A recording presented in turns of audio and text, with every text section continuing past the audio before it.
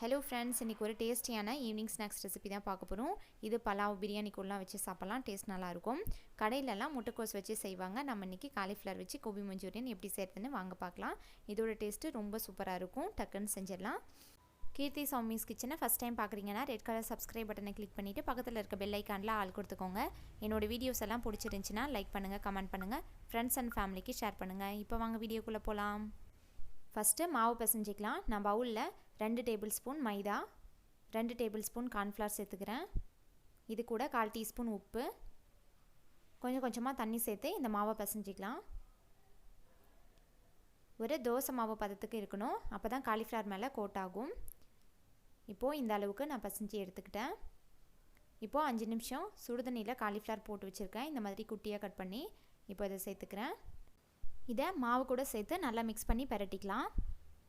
இந்த மாவு காலிஃப்ளவர் மேலே நல்லா கோட்டாக இருக்கணும். சப்போஸ் அந்த மாதிரி கொஞ்சம் தண்ணியாட்டம் இருந்துச்சு அப்படின்னா இன்னும் கொஞ்சமாக மாவு சேர்த்துக்கோங்க. நான் 1 டீஸ்பூன் அளவுக்கு மைதா மாவு சேர்த்துக்கிறேன். இப்போது சேர்த்துட்டு இதை நல்லா மிக்ஸ் பண்ணி விட்டுக்கலாம். அவ்வளோதான், இந்த அளவுக்கு இருந்தால் போதும். இப்போ எடுத்து வச்சுக்கலாம்.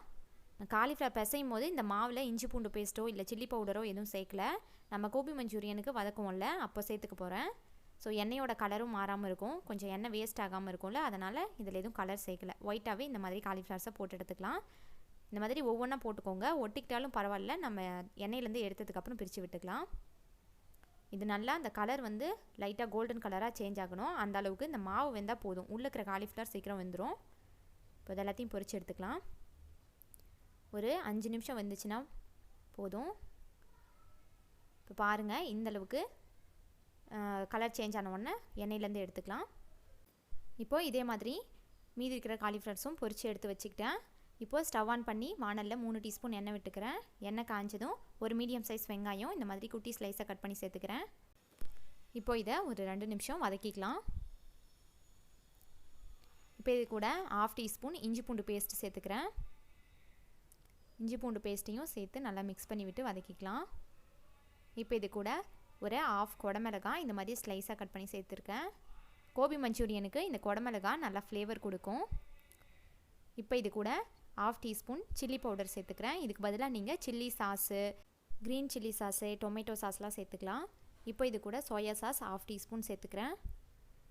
இதில் 1 டீஸ்பூன் டொமேட்டோ கெச்சப் சேர்த்துக்கிறேன். உங்களுக்கு டொமேட்டோ சாஸோட ஃப்ளேவர் பிடிச்சிருந்துச்சின்னா அது கூட சேர்த்துக்கலாம்.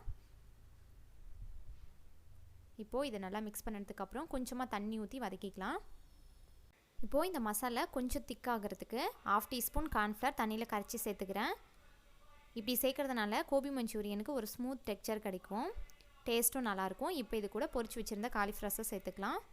இப்போ அதை நல்லா ஒரு 2 நிமிஷம் மிக்ஸ் பண்ணி விட்டோன்னா நம்மளோட கோபி மஞ்சூரியன் ரெடி.